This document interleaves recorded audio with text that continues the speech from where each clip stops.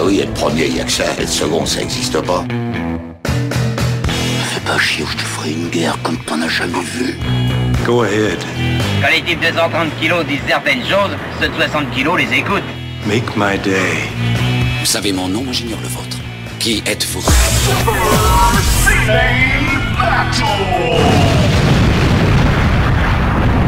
Le second, c'est un con. Super Ciné Battle, c'est le podcast où nous établissons le classement ultime du cinéma. Nous prenons vos listes que vous nous adressez pour les classer du meilleur au pire afin d'obtenir LA liste ultime. Et pour m'accompagner dans cette tâche, une fois de plus, en solo, j'accueille l'altermondialiste du podcast, j'ai nommé Stéphane Boulet, alias Plugin Mamie. Hello papa, comment ça va? Eh bien, bonjour Daniel, bonjour les auditeurs. Écoute, ça va très bien, je vous souhaite au passage une bonne année, vu que cet épisode sera diffusé à la nouvelle année 2017, en espérant qu'elle soit au moins aussi pourrie que 2016, sinon on va pas bien se marrer. Ouais, c'est vrai que, ouais, on va pas de commentaires sur les années pourries. Mais tu sais, ça, c'est à ça qu'on reconnaît le succès. C'est que les mecs de la télé, ils enregistrent le nouvel an, mais ils l'enregistrent fin novembre, tu vois. Oui, c'est ça, oui, ils font tous la fête, ouais, trop bien. Ouais, et ils font genre, alors qu'en fait, pas du tout, il reste encore moins. Et puis, et quand il y a un drame, il y a un bandeau en bas qui dit donner, faites de dons pour, Oui, c'est vrai. Tout à fait. Pour les inondations, pour les tsunamis, parce qu'ils ont pas prévu le coup, quoi. Parce qu'ils ont pas prévu que l'année pouvait être pourri jusqu'au 31. Voilà, jusqu'au 31, oui, exactement. Ben écoute, nous on a décidé de bien commencer l'année, on a décidé de se lancer pour repartir sur de bonnes bases, oublier Star Wars. Ah oui, bon, cette petite saga a passé inaperçue. Ouais. Non, on voulait juste mettre le coup de projecteur sur des petits films indépendants pas très connus, c'est juste ça. Non mais merci Georges. Et putain, j'ai oublié de mentionner un truc, j'avais oublié de dire que j'ai de la famille qui a bossé avec Georges Lucas. Un jour je le ressortirai quand on parlera d'une autre série de George Lucas. Ah. Voilà. Et écoute, on va repartir sur de bonnes bases. On va juste réexpliquer ce qu'on fait comme d'habitude. Nous, là, on est en train de faire la liste ultime des années 70. Exactement. Donc, pour nous faire parvenir des listes, c'est facile. C'est 3 films par liste. Un titre, si vous voulez donner une petite thématique rigolote, vous faire remarquer. Et vous l'envoyez à supercinébattle@gmail.com.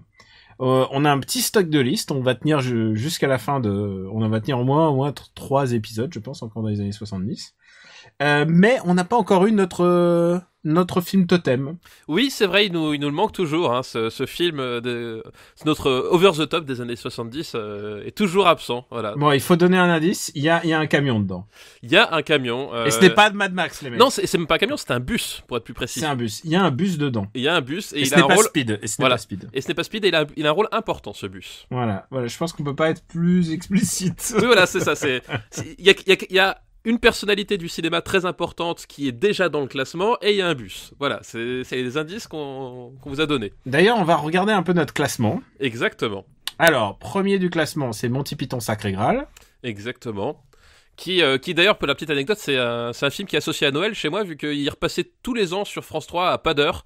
Et une fois qu'on avait ouvert les cadeaux, on regardait à chaque fois les Monty Python à la maison. Oh putain, mais quelle saine famille. Voilà. Bon, par contre, j'ai mis genre 10 ans avant de comprendre ce qui se passait dans le film, parce que c'était en anglais. Mais voilà. Deuxième, c'est Dirty Harry. Dirty Harry. Un autre bon film d'hiver. Voilà, un autre bon film de Noël. Baby Cart, troisième. L'homme des hautes plaines, quatrième. Lady Snowblood. Là, on est dans la thématique fin d'année. Oui, exactement. Noël, la neige, tout ça. Cinquième. Sixième, La Fureur du Dragon. Septième, Le Cercle Rouge. Et juste devant, Les Aventures de Rabbi Jacob. Exactement. Qui est un peu je crois, le premier film français de notre liste. C'était le premier film français, après, avant l'arrivée du Cercle Rouge, etc. Enfin, voilà, oui, pardon, il y a. Ah oui, s'il te plaît, quand même. Bien sûr. Donc, il y a un petit regroupement, voilà. de films français. Ensuite, juste derrière, il y a Femme Scorpion. La Femme Scorpion, autre film familial à recommander pour vos fêtes de fin d'année. Non.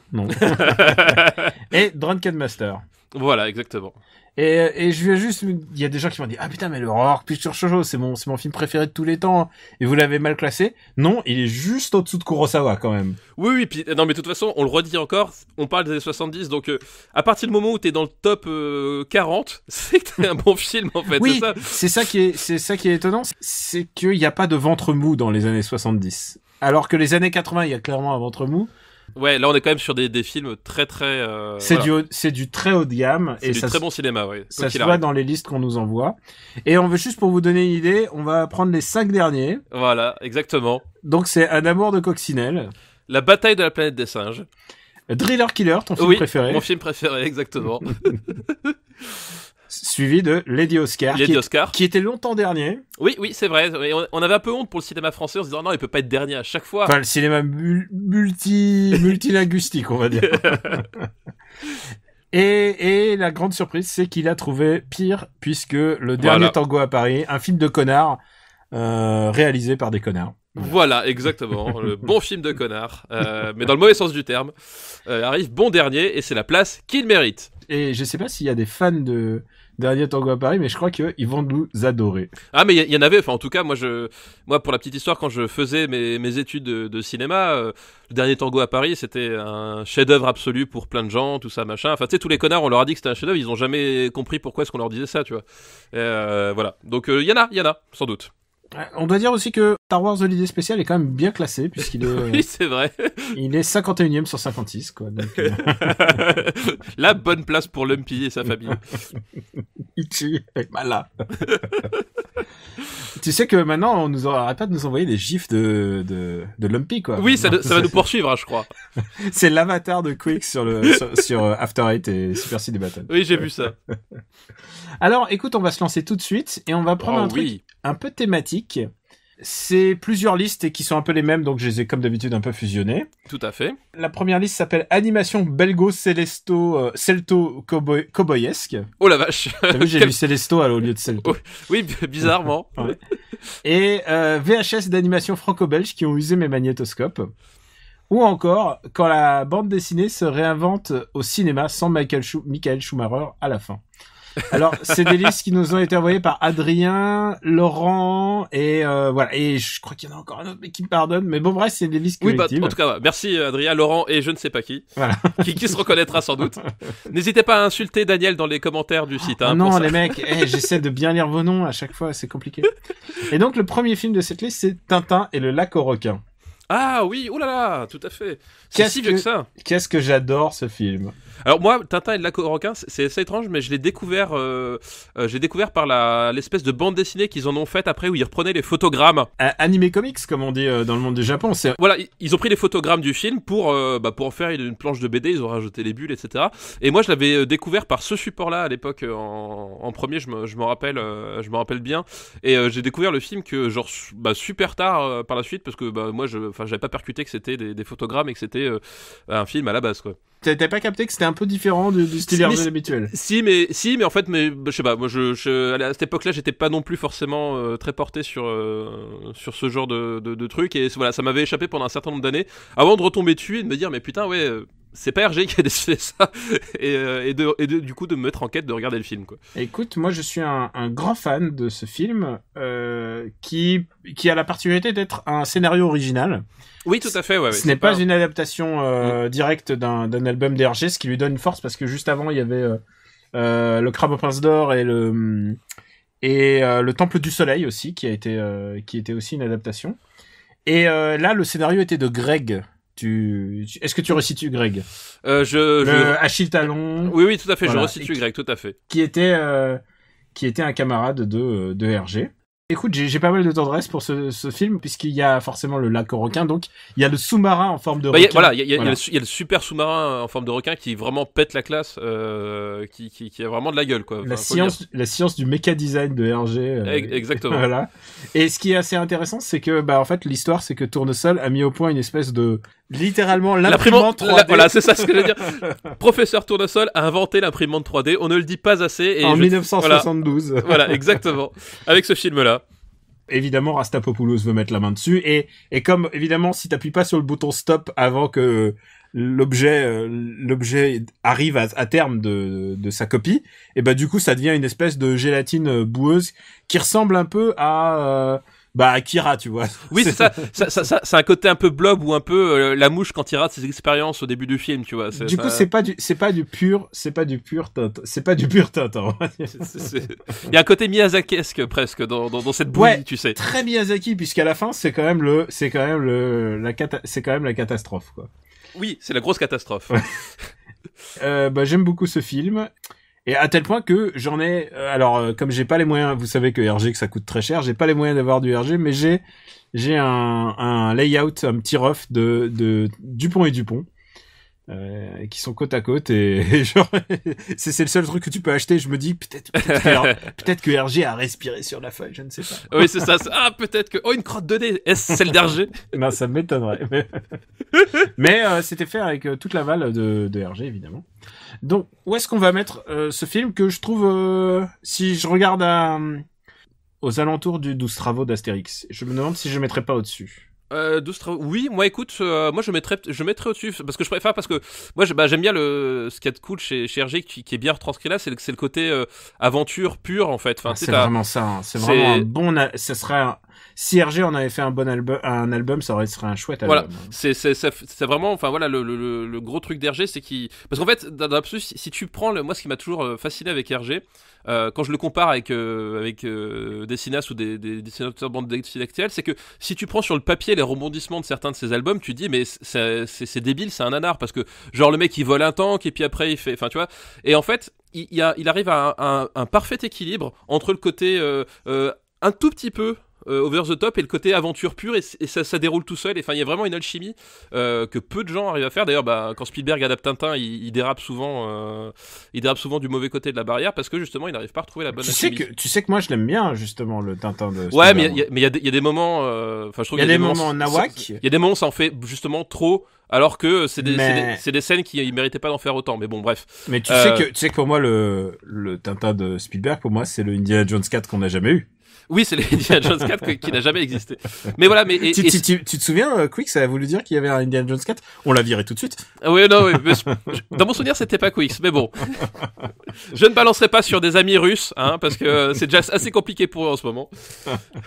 Mais voilà, donc, et ce film-là retrouve justement cette alchimie, voilà, le truc d'aventure que tu vis, voilà, qui est super fluide et que tu vis jusqu'au bout, c'est cool, quoi. Et aussi, il y a une très bonne utilisation de tout le bestiaire, j'allais dire, le monde. Oui, toute la diégèse. Il y a la Castafiore, il y a Rastapopoulos, il y a les Dupont, il y a les Tournesol.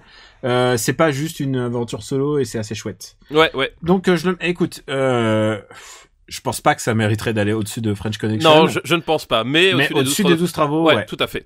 Je suis entièrement d'accord. Faut dire un truc, c'est que ce film est beaucoup moins rediffusé que les autres films d'Astérix, quoi. Oui, mais de façon assez étonnante. Alors après, peut-être, je sais pas, je sais pas, je saurais pas dire la raison, mais c'est vrai que ça passe beaucoup moins souvent, quoi. Tu sais ce qui m'étonne, c'est que ce film arrive 30e. Alors, je l'adore, mais voilà, c'est que les années 70, c'est tellement compact.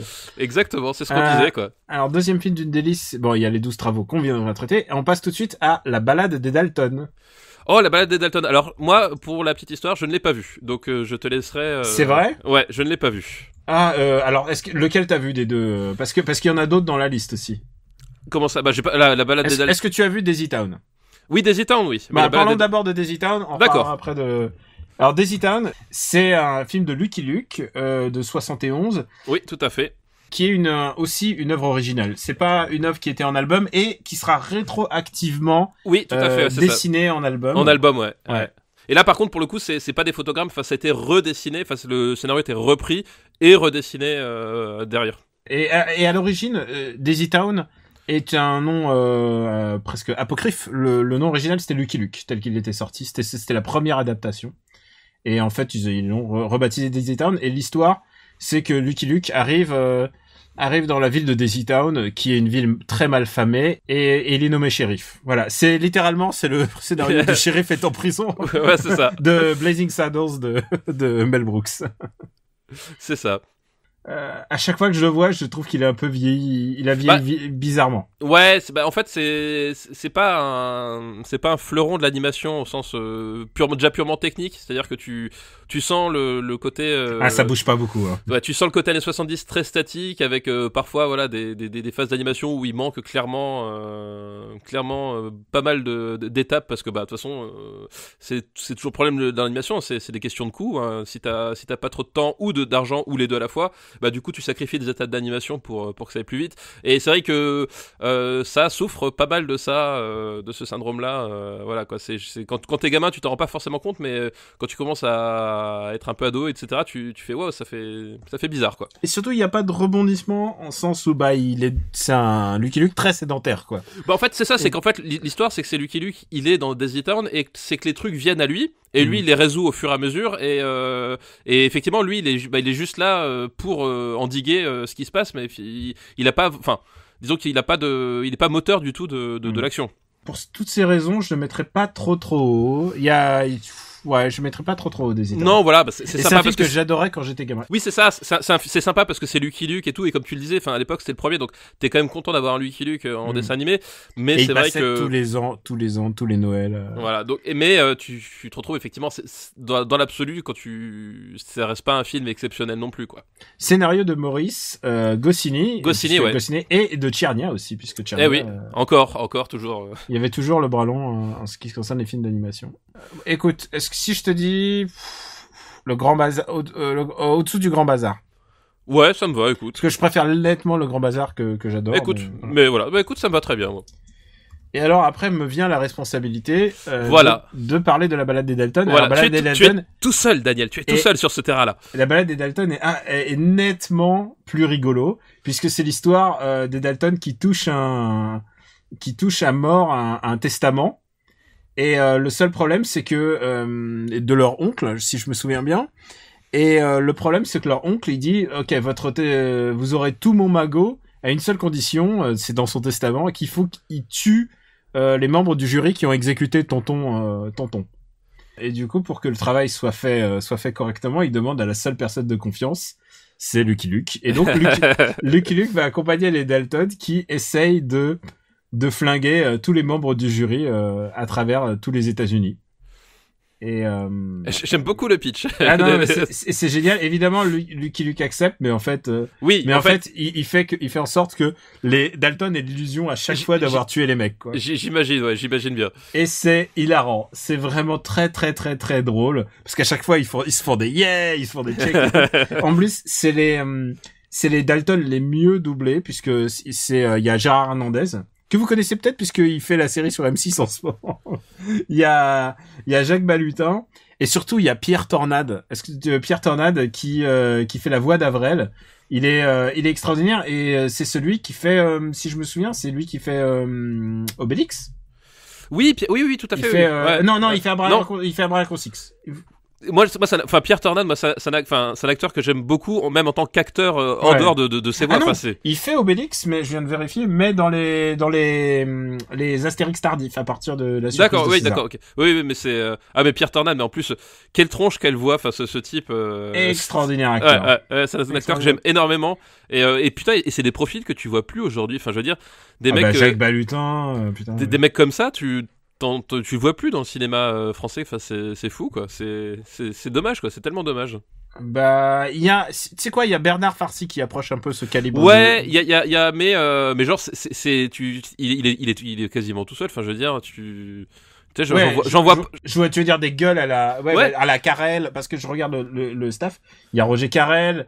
Il y a Jacques Legras, enfin tu vois, il y a vraiment À cette époque-là, t'avais vraiment tout un truc de type qui était comédien, vendait des belles gueules, etc. Et puis ça donnait tout un panaché, quoi. Enfin, t'avais toutes les possibilités possibles. Et c'était à la fois des comédiens et des pros de doublage. Ouais. Non, c'est vrai que Pierre Tornade, c'est vrai, putain, quel bon souvenir de cet acteur, quoi. Pour toutes ces raisons, je trouve que c'est mieux, que ça va aller au-dessus de Daisy Town. Ah bah écoute, moi je l'ai pas vu, mais je te fais entièrement confiance, Daniel. Je le mettrais... Ouais, sous un autre film comique, tu vois, sous les bronzés. Ok, ça me va, écoute. Moi, c'est quand même... C'est sa classe haut, quand même. Ça envoie du lourd, comme dirait l'autre. Bah ouais, et ça, c'est des bons films de Noël pour avec les enfants. Mais c'est à l'époque où Lucky Luke fumait encore. Hein. Oui, bah à l'époque où c'était vraiment Lucky Luke, j'ai envie de dire, quelque part. Après, il n'y a plus le droit. Après, c'était fini. Ouais, et je crois qu'on a fait le tour de ces films. Bah merci pour ces films d'animation. Merci Adrien et Laurent. Et Adrien, en fait, j'ai compris, il y a 2 Adrien. Ah bah voilà. Qui vont envoyer les listes. Non mais vous le faites exprès, les gens. Consultez-vous avant d'envoyer les listes. Merde, Daniel après il est perdu sinon. On va se faire plaisir à nouveau, enfin plutôt te faire plaisir. une liste qui nous est envoyée par Pierre-Alain. Merci Pierre-Alain par avance. Et c'est une liste qui s'appelle Nature sous acide. Et on commence avec un film de Herzog qui s'appelle Aguirre, la colère de Dieu. Ah bah oui, forcément. Bah voilà. Là, c'est pas la balade des Dalton. Là, c'est pas la balade des Dalton. Surtout, c'est plus trop Noël, hein, quand même. Ah bah c'est dur de respecter le. On va y retourner après. Voilà, Aguirre, la colère de Dieu. Film de Werner Herzog avec l'immense, le gigantesque, l'incommensurable Klaus Kinski. C'est un film en fait qui se passe au XVIe siècle, je crois, un truc comme ça, avec une expédition espagnole qui part à la recherche de l'Eldorado. Voilà, comme dans Uncharted, sauf que là, il y a Klaus Kinski, puis il n'y a pas Elena, enfin bref, ça n'a rien à voir avec Uncharted en fait. Et en fait, ce qui va se passer, c'est que l'expédition va partir le long de l'Amazone pour retrouver l'Eldorado, et petit à petit, l'isolement, la folie de l'or, tout ça, va faire qu'il va y avoir quelques tensions dans le groupe, et voilà, et que globalement les choses ne vont pas se passer si bien que ça, et c'est un film complètement fou. Enfin, c'est un film porté par Kinski qui était, qui est un acteur extraordinaire, mais qui était absolument abominable sur le tournage. D'ailleurs, je vous recommande. Alors, j'ai plus en tête je crois que c'est L'ennemi intime.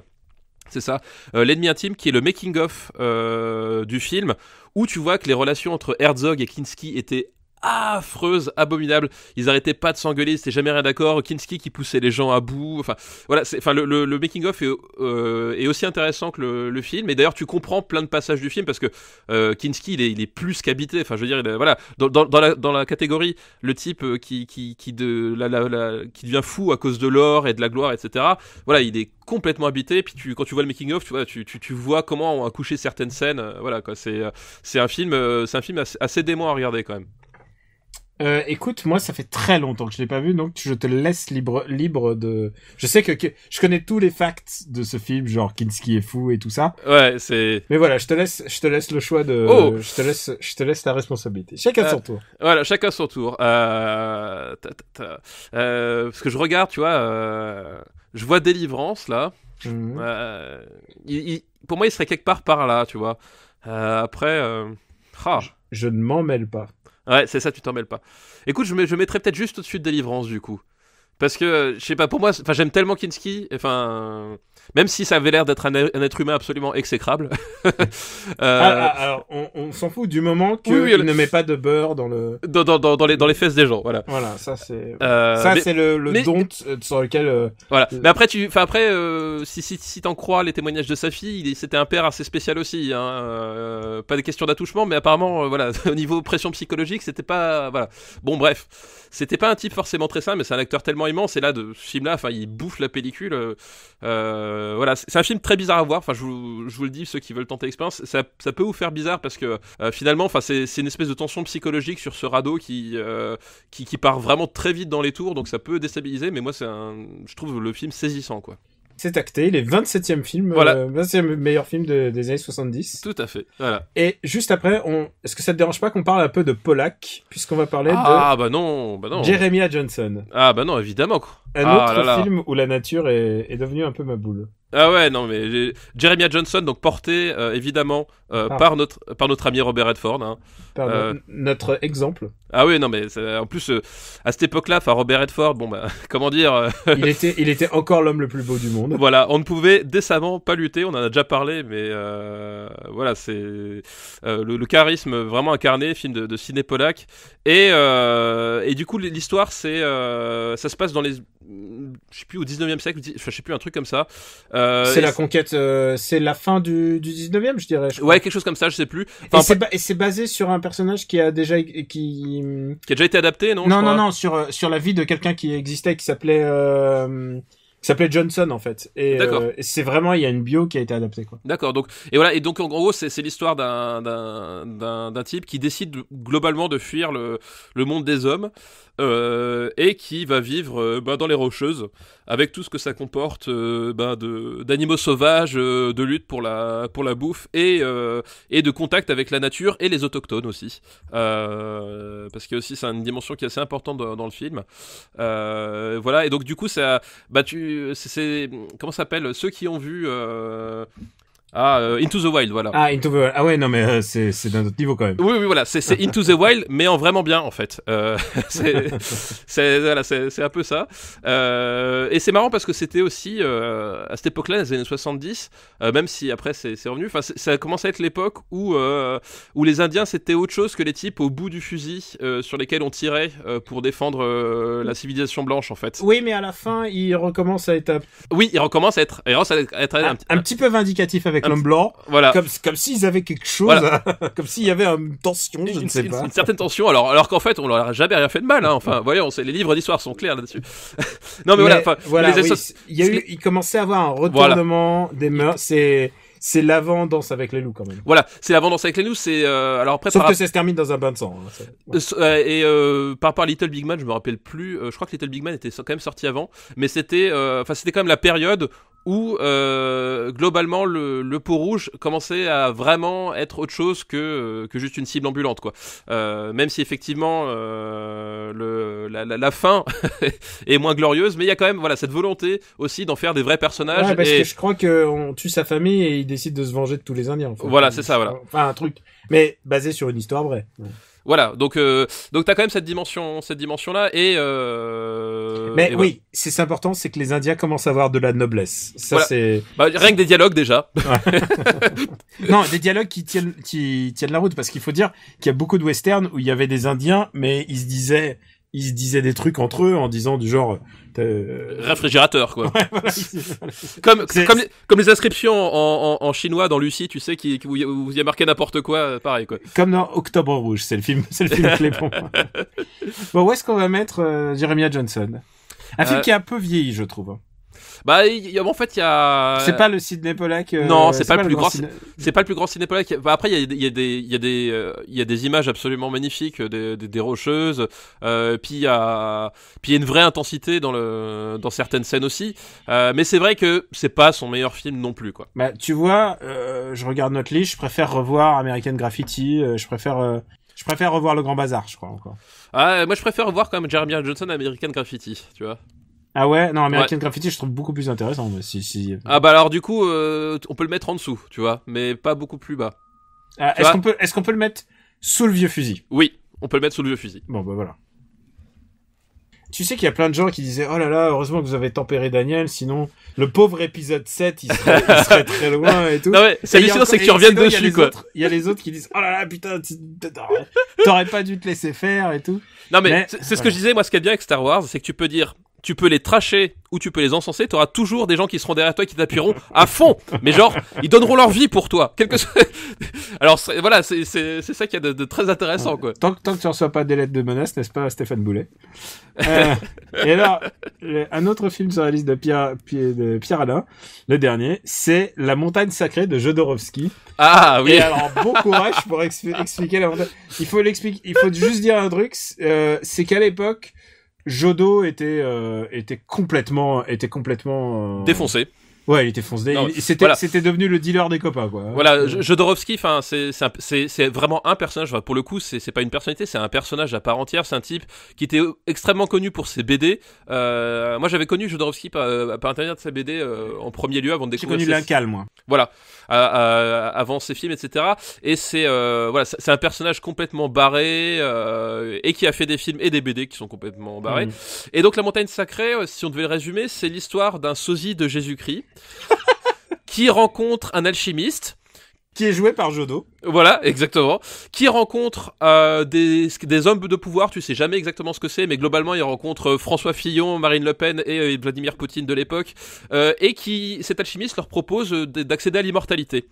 Et pour ça, il faut qu'ils aillent marcher dans la montagne sacrée, qui passent les épreuves de la montagne sacrée. Et à partir de là, donc déjà le pitch il est déjà un peu bizarre de base, mais le film est encore plus. Il est chargé. Ouais. Mais le film est encore plus, c'est-à-dire que c'est un film qui, pour le coup, extrêmement visuel. C'est-à-dire que voilà, tous les fantasmes visuels de Jodorowsky, tous ces fantasmes existentiels sont projetés sur la pellicule. T'as des plans complètement dingues avec des jeux sur les couleurs, sur la symétrie aussi. Il y a énormément de jeux sur la symétrie, sur les contrastes. Enfin, voilà, enfin, d'un point de vue purement direction de la photo, etc. Il y a des trucs complètement maboules, et il y a tout qui est imbriqué dans une espèce de kaléidoscope. Voilà, il y a un côté kaléidoscope dans ce film-là. Je pense qu'il y a un pont à faire entre ce film et Blueberry. Oui, sauf que La Montagne Sacrée c'est bien, et Blueberry je préfère ne pas en parler. Mais dans l'idée, c'est vrai que il y a un peu ça, il y a vraiment un côté kaléidoscope, etc. Et c'est un film qui, voilà, en dire plus ce serait parce que finalement il y a. Ça serait pas lui rendre service. Ça serait pas lui rendre service parce que, en fait, enfin, moi c'est un film que je vous recommande de voir parce que il y a tellement d'audace visuelle, et puis c'est un film où t'es obligé de réfléchir en matière de mise en scène, c'est-à-dire qu'au bout d'un moment le discours classique va t'échapper complètement. Enfin, si tu restes cartésien jusqu'au bout, c'est un film, tu vas être, mais genre, tu vas avoir mal au crâne, tu vas être passé à côté. Qu'est-ce que c'est que ce truc ? Qu'est-ce que c'est que ce machin ? C'est un film dans lequel t'es vraiment obligé de t'impliquer dans la mise en scène, dans la lecture de la mise en scène pour en retirer quelque chose, ou pas. Enfin voilà, tu peux trouver que c'est juste de la branlette qui sert à rien, mais à mon avis, c'est un film qui est quand même pas non plus fait complètement n'importe comment, et c'est un film, voilà, qui t'oblige vraiment à plonger dans la lecture de la mise en scène, et rien que pour ça peut valoir le coup, voilà, parce que les seuls éléments que t'as, c'est les plans, le montage, le découpage, et il faut que tu essaies de tirer quelque chose de tout ça.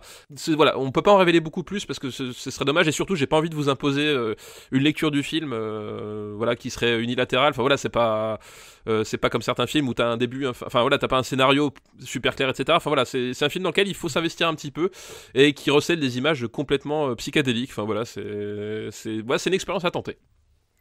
Ouais, je te suis là-dessus, mais voilà. Et il faut savoir que bon, il était complètement foncedé. Ah oui, c'est. Toute l'équipe était foncedée. Il leur avait foutu du LSD un peu partout.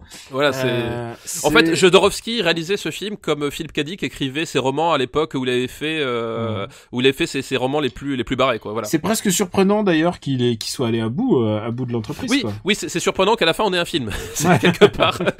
Parce qu'en plus, je lisais une interview il y a genre 2 mois, puisqu'il y a eu pas mal d'interviews de Jodo. Oui, parce que c'est le Jodorowsky Dune, le documentaire est ressorti, donc effectivement il a refait des tournées, etc. Il y a une super interview dans Click qui dure très longtemps, et je pense que c'est une des meilleures interviews de Click de Jodorowsky, et qui te réexplique toutes ces années-là, et c'est un mec passionnant. C'est un mec vraiment passionnant. C'est un mec, et à chaque fois que je vois un peu sa carrière, je me dis putain, qu'est-ce que ça aurait été s'il avait eu peut-être la discipline.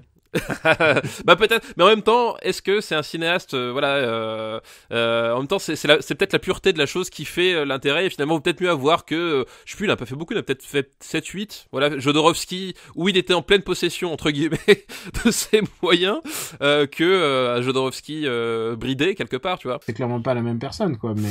Voilà, mais non, mais ouais. Donc, mais après, bon, c'est quand même un mec qui nous a donné quand même la casse des métabarons, donc... Voilà. Donc, respect, mine de rien. Donc où est-ce qu'on va mettre ce film tout bizarre ? Ce film tout bizarre est tellement années 70, enfin c'est... Ah, ça c'est... C'est vraiment, voilà, c'est... Les années 70, papa, c'était quoi ? C'était ça. La montagne sagrada. Exactement. Ah, où est-ce qu'on le met ? J'essaie de voir des films à trip chez nous, mais il y en a pas encore. Il y en a pas beaucoup. Tu vois, Dark Star, ça serait le truc qui se rapproche le plus d'un trip, tu vois. Ouais, mais je trouve quand même La Montagne Sacrée plus réussi que Dark Star, malgré tout le bien que je pense de notre ami Carpenter.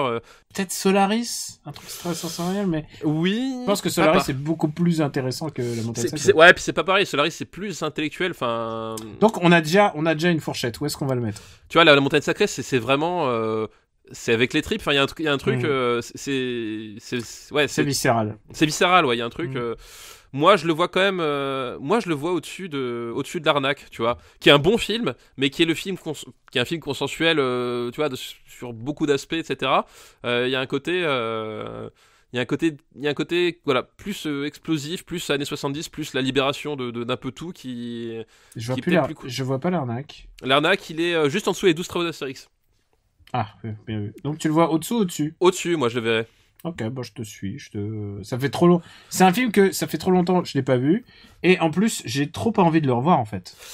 Non, mais alors ça c'est un truc qu'on peut tout à fait comprendre. C'est-à-dire que c'est un film, ça fait partie de ces films-là que t'as peut-être pas envie de revoir une seconde fois. Ça c'est fort possible. Ça je nie pas, ouais. Une fois ça va.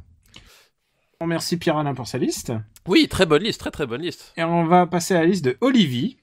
Merci Olivier pour ta liste. Qui nous envoie une liste qui s'appelle My Name is Connery, Sean Connery. J'aime parfois me balader en slip rouge et bottes comme Superman. Oh, ça va parler Zardos, ça. Ah, tu comprends, c'est bien dire, mais on commence d'abord avec ce qui m'intéresse le plus, évidemment. Un James Bond, non, au hasard? Diamonds Are Forever. Voilà. Qui est le seul James Bond de Sean Connery dans les années 70. Oui, tout à fait. Il faut expliquer ce qui se passe. C'est Sean Connery revient. Oui, c'est ça. C'est parce qu'en fait, c'était plus. Il y avait une histoire. C'était quelle compagnie qui avait perdu les droits du roman. Enfin, je sais plus. C'était. Non. Là, en l'occurrence, c'était le désaccord. Il était financier. Oui, c'est ça. Voilà. Il voulait toujours plus d'argent et il avait l'impression que les Broccoli, que Ion, en fait, que Saltzman et Broccoli, ils s'en foutaient plein la panse. Oui, c'est ça. Voilà, exactement. Il y avait un embroglio en fait. Et ils voulaient être plus payés. C'était vraiment une histoire d'argent. Et donc du coup ils ont fait au service de Sa Majesté sans lui. Donc voilà, c'est celui qu'ils ont fait avec Lazenby d'ailleurs. Avec Roger Lazenby. C'est George, oui, tout à fait. Et tant pis parce que c'est dommage parce que ça aurait pu être un des meilleurs James Bond si justement c'était pas Lazenby. Mais en même temps, on ne saura jamais puisqu'en fait Sean Connery, je sais pas s'il aurait pu jouer des rôles aussi intérieurs que au service de Sa Majesté. Hein. Si tu regardes ce qu'a fait Sean Connery avec Sidney Lumet, la carrière de Sean Connery avec Sidney Lumet, Sean Connery est capable de trucs vraiment. Mais le Sean Connery de ces années-là, des très années impressionnant, 70, de ces années-là, des années 70, et les diamants sont éternels ne va pas me donner tort, c'est qu'il est en mode roue libre. Ah bah, et là, il revient, je crois qu'il touche je sais plus quel est son cachet, je crois qu'il touche 1 million, vraiment, ce qui est une somme extraordinaire à l'époque, qu'il donne en plus, le chieur, quoi. Il le donne intégralement à des écoles d'acting écossaises, quoi, puisque c'est un patriote écossais. Parce que c'est un militant de l'indépendance écossaise depuis très longtemps. Et donc il donne l'intégralité de son pourcentage, il le donne. Mais il y a un côté fuck you qui est assez cool quand même dans cette démarche. Il s'est engueulé avec les producteurs et vraiment il le faisait, il pouvait pas se supporter.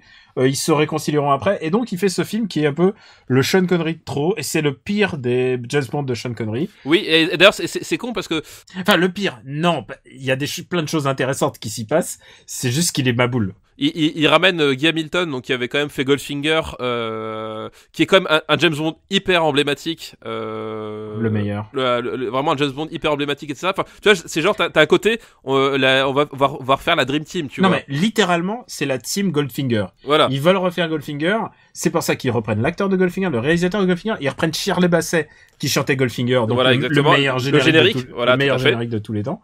Et ils en font un film absolument fou. Enfin, je sais pas comment ça se passe. Ça va à un moment, c'est indescriptible comme. C'est pour une histoire de diamants, donc c'est dans le titre. Mais du coup, ça les balade à Las Vegas, ça les balade à Amsterdam. Et c'est celui où tu vois que Sean Connery n'en a plus rien à foutre. Déjà, il a un point commun avec toi. Il a un postiche. Alors c'est complètement. Non, moi justement, j'ai mon honneur, je n'ai pas mis de postiche. Tu vois, donc déjà là, il est vieux là déjà.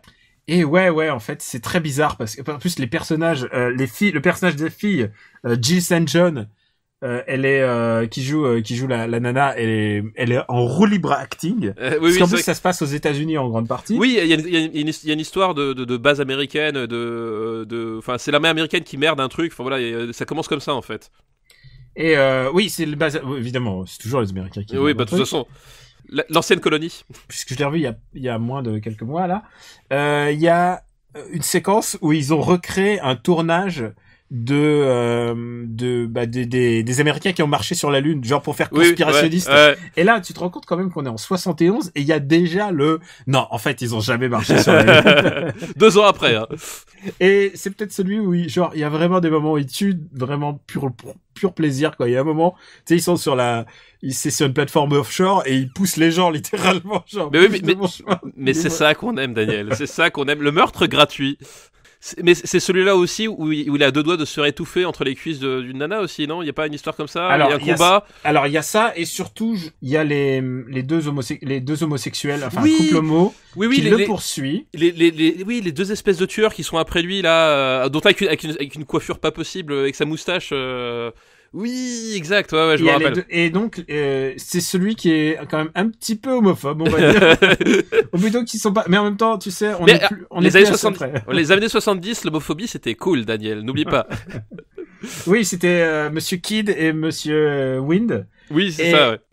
Et genre, vraiment, ils ont pas pris des acteurs professionnels pour le Et à la fin, littéralement, il fait du shish kebab d'homosexuels. Puisqu'il les plante avec ses brochettes et il les crame et il les fout dans l'eau. Voilà. C'est absolument ridicule. Et ça peut être un peu taxé d'homophobie. Écoute, comme tu le dis, les temps étaient différents. Voilà. C'était pas la même époque, mais bon. Et c'est un film qui a été très critiqué à l'époque parce que il venait de finir au service de Sa Majesté, qui était vraiment genre méga serious business, quoi. Ah oui, t'es super dark, hein. Et genre vraiment un truc super sérieux. Et là, ils reviennent à genre c'est du pré-Roger Moore, quoi. Surtout, enfin, il faut revenir Blofeld, etc. Enfin voilà, t'as vraiment toute l'imagerie justement fantasque de James Bond qui est remise au premier plan, effectivement, surtout après le précédent où il se mariait, où t'avais quasiment pas de vanne, etc. Pas de spoiler pour la fin, mais bon, ouais. C'est quand même dramatique. Voilà, il y a un côté vraiment, il y avait vraiment un côté tragédie dans le précédent, qui effectivement là tu sens que les mecs ils ont dit ok, on va faire tout sauf ça. Et ils sont partis vraiment en latte, quoi. Ils sont partis loin. Et bon, il y a toujours les belles prestations de John Barry. Enfin, vraiment, c'est vraiment les mêmes gars, quoi. C'est ce que t'as envie d'avoir dans un James Bond. Et en même temps, c'est un peu nawak, quoi. Où est-ce qu'on va le classer? Voilà. Après avoir fait tout cette... Voilà. On a quand même Moonraker quelque part dans le classement, là. Qu'est-ce qu'on va en faire? Moonraker qui a la réputation d'être le pire des Roger Moore, ce que je suis pas d'accord. C'est quand même un film vraiment débile, Moonraker. Enfin, ouais, mais celui-là est indiscutablement le plus mauvais des Sean Connery. Oui, je pense que effectivement c'est le pire des Sean Connery, oui. Et pourtant, il y en a un où il est déguisé en japonais, quoi. Oui, mais alors en plus, ce qui est génial, c'est qu'il est déguisé, mais en fait ils ont juste fait une coupe au bol. C'est ça qui est de fou, quoi. Et il a un peu le dos voûté parce qu'il fait quand même 2 mètres, alors que. Oui, mais à contrario, le reste du film est quand même super chouette, quoi. Ah, moi j'ai pris plaisir à le revoir. Hein. Ah bah oui, quand même. C'est un chouette film, quoi. Vraiment, on ne vit que 2 fois. Enfin, si tu mets effectivement le côté maquillage what the fuck, qui va y croire?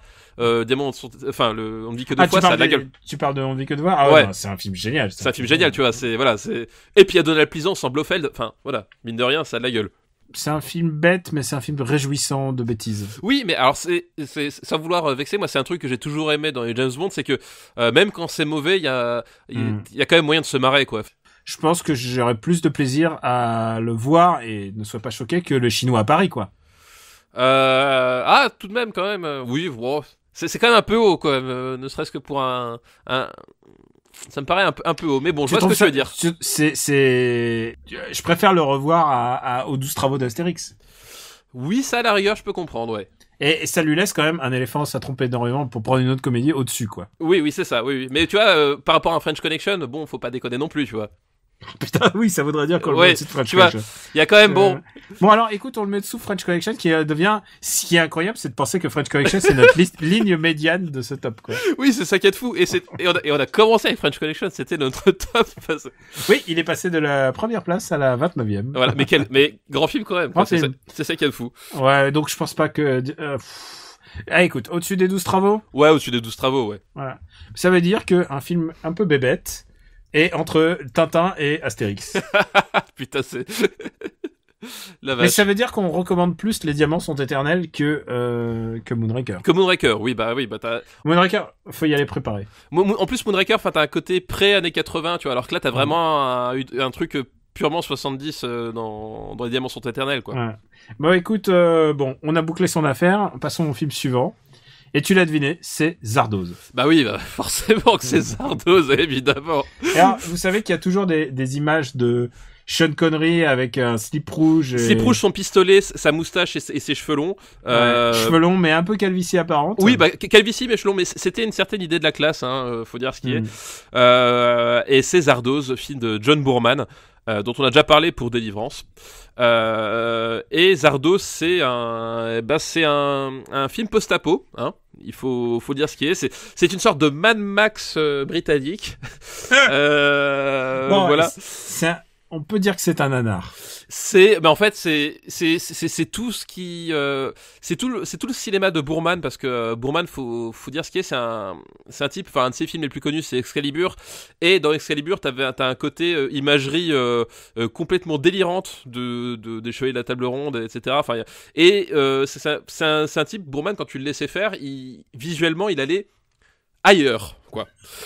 Et Zardoz, c'est ça, c'est un film qui est complètement ailleurs. Voilà, comme dit, c'est un film post-apo avec Sean Connery qui joue le rôle de Z, qui joue je crois que c'est un tueur ou un exterminateur. Enfin, je sais plus ce que c'est exactement. Enfin bref, il joue un espèce de tueur qui est chargé qui est chargé de mission. Enfin, je sais même plus le contexte exactement. Il y a une histoire de divinité aussi au milieu. Enfin, ça part dans tous les sens et visuellement, c'est complètement halluciné, quoi. Enfin, vraiment, il n'y a pas d'autre mot, quoi.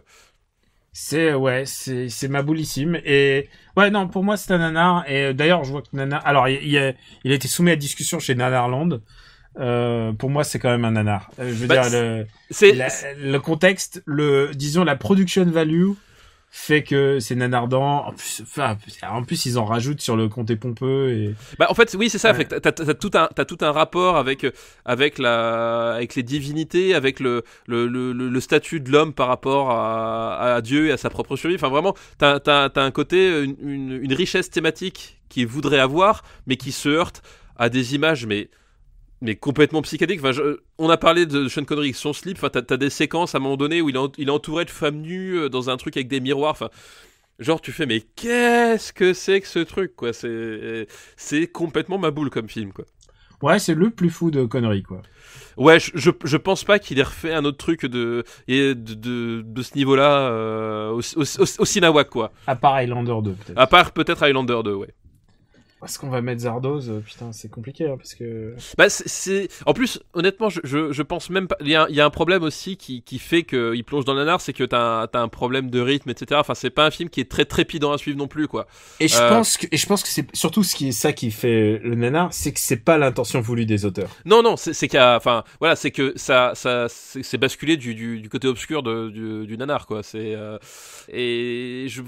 pense pas que c'est un film, voilà, à découvrir pour le sex appeal de Sean Connery en slip rouge, mais malheureusement, enfin moi en tout cas j'ai un souvenir un peu endormi de la séance, quoi. On parlait de Moonraker, je pense que c'est un film à peu près nawak Moonraker-like. Oui, c'est vrai. Oui, Est-ce que ça te choquerait si on le met sous Moonraker? Non, ça me choque pas, non. Ouais, je pense que c'est sa place, tu vois, c'est genre... Non, mais en plus, enfin voilà, comme on a dit, c'est en plus c'est vraiment un film raté, c'est-à-dire qu'il y a un objectif, mais il est pas atteint, quoi. Disons qu'il y a un objectif et ils sont très loin de l'objectif. Ouais, ils sont genre sur une autre planète, quoi. Et puisque tu aimes Sean Connery, nous allons passer maintenant à... Et les slips rouges. Et les slips rouges. On va passer à Un pont trop loin. Ah, putain, bah oui, alors pas du tout le même délire, ça, du coup. Ah non, 77. Pont trop loin. Ah là là, bah alors, moi, faut dire que j'ai eu une période de ma vie, film de guerre, où je ne regardais que ça. Je crois que pendant, genre, 1 an, je n'ai regardé que des films de guerre, et pour le coup, les années 60-70, il y en avait des tonnes. Est-ce que c'est ça qui explique la DCA qui est dans ton jardin? Exactement. C'est pour ça qu'effectivement et voilà. Et Un pont trop loin, donc ça raconte la bataille de comment ça s'appelle Pas la Seconde Guerre mondiale. Pas la Seconde Guerre mondiale en Hollande. Ouais. Voilà, avec c'était aussi la mode des films chorales, c'est-à-dire que t'avais les parachutistes d'un côté, t'avais les commandos de l'autre, t'avais les divisions blindées allemandes, t'avais l'état-major allemand, enfin etc. Enfin, t'as un côté vraiment collégial, un peu à la façon le jour le plus long. Hein. Enfin, ouais, c'est un film choral mais de guerre. Film choral de guerre. Enfin, c'était vraiment un genre à part entière, hein, dans ces années-là. Aujourd'hui, c'est souvent beaucoup plus concentré sur un point de vue, tu vois, le soldat Ryan, etc. Enfin, c'est un basculement de point de vue sur le comment ça s'appelle, sur un axe, alors que là à l'époque ils essaient d'avoir une vision globale de la bataille, à la fois des héros et à la fois des stratèges. Enfin voilà, t'avais vraiment tout ce côté-là. T'as aussi Robert Redford d'ailleurs dans Un pont trop loin, si je ne m'abuse. T'as Michael Caine. Ça c'est sûr. Il y a Gene Hackman. Il y a Laurence Olivier, ça c'est sûr. Voilà, enfin tu vois, c'était quand même du beau monde. Enfin voilà, c'était leur façon à eux de faire des Avengers avec des acteurs qui claquent. Il y a Anthony Hopkins aussi, si je me souviens bien. Enfin voilà. Ouais, mais bon, Anthony Hopkins, Robert Redford et Sean Connery, c'est quand même un peu mieux que Jeremy Renner. Oui, c'est un peu mieux que. Putain, tu sais quoi, il y a pas un épisode où on dit pas du mal de Jeremy Renner. Putain, il y a même James Caan. Enfin, imagine le casting quoi. James fucking Caan avec Michael fucking Caine dans le même film. Ah putain, mais et c'est ouf malade quoi. Et donc voilà, enfin. Ce qui me rappelle qu'il faudra un jour faire le parrain, tu vois. Oui, un petit film, voilà. Et en fait, donc voilà, c'est pour poser le contexte. Et en fait, Un pont trop loin, c'est pour moi un film de guerre un peu bateau, en fait, au final. C'est-à-dire que t'as pas ce qu'on avait dans le jour le plus long, c'est-à-dire vraiment ce côté la bataille retranscrite avec minutie, etc. C'est moins soigné comme ça. T'as pas le côté complètement fou de certains films de guerre des années 70, genre les oies sauvages ou des trucs comme ça. Voilà, c'est un peu un espèce d'entre-deux et c'est un bon film de guerre mais sans plus, tu vois, à mon sens. Ouais, je suis assez d'accord en fait. C'est voilà, moi j'étais un grand amateur de films de guerre, etc. C'est un film que j'ai aimé vraiment, mais si tu prends tous les films de guerre qui sont sortis, c'est vraiment pas parmi les premiers que je recommanderais. Voilà quoi. Il y a voilà, c'est bien fait. Voilà mais c'est pas non plus un film ultra passionnant. C'est assez classique, voilà, ça fait plaisir de voir tout ce casting absolument fou. Mais voilà. Ça va pas beaucoup plus loin que ça, quoi. Je suis un peu d'accord, mais du coup, où est-ce que tu vas le mettre ? Ouais, où est-ce qu'on va mettre ce film-là ? Donc c'est Un pont trop loin. Moi, je le mettrais sous le vieux fusil, qui est un visage de la guerre qui n'a rien à voir. Ouais, je pense que, écoute, c'est pas une place déshonorante. Non, c'est pas une place. Et comme dit, en fait, c'est un peu le problème, c'est que je trouve que c'est un bon film, mais je sais pas, sans plus, voilà. C'est pas un film qui va te laisser des souvenirs impérissables, etc. Tu passeras un bon moment, t'apprendras quelques trucs sur cette bataille. Enfin, c'est le Marble Garden, je crois, ou Market Garden, voilà. L'opération Market Garden, j'ai retrouvé le nom entre temps. C'est l'opération Market Garden aux Pays-Bas. Voilà, c'est pas forcément le truc le plus connu de la Seconde Guerre mondiale, donc. Mais voilà, tu passes un bon moment, mais c'est pas non plus incontournable, quoi. Bah écoute, je pense qu'il est à sa bonne place. Écoute, il est pas. Bah oui, voilà, tout à fait. Il est pas mal entouré, juste au-dessus de Jeremiah Johnson. Voilà, ça le fait quand même. Est-ce que tu as l'envie et le temps de faire une autre liste ? Mais Daniel, évidemment que j'ai l'envie et le temps de faire une autre liste. Je n'ai rien de mieux à faire que faire des listes. D'ailleurs, oui, c'est vrai. Pour t'échapper de ta famille, tu dis. Oui, c'est ça. Tu m'envoies des SMS, s'il te plaît, vite, s'il te plaît. Sauve-moi. On va faire une liste qui nous est envoyée par Adrien. J'espère que c'est bien lui. Oui, c'est Adrien. Merci Adrien pour ta liste. Beaucoup d'Adrien, hein, c'est incroyable. Ouais, on a vraiment beaucoup d'Adrien, donc on remercie tous les Adriens. Y aurait-il un complot des Adriens ? Je ne sais pas, une façon de dominer le monde quelque part ? Je ne sais pas. Le monde du cinéma. Peut-être. Comme Adrien Brody. Oui. Putain, tu m'as remis le Brody Quest en tête maintenant. Bravo, putain.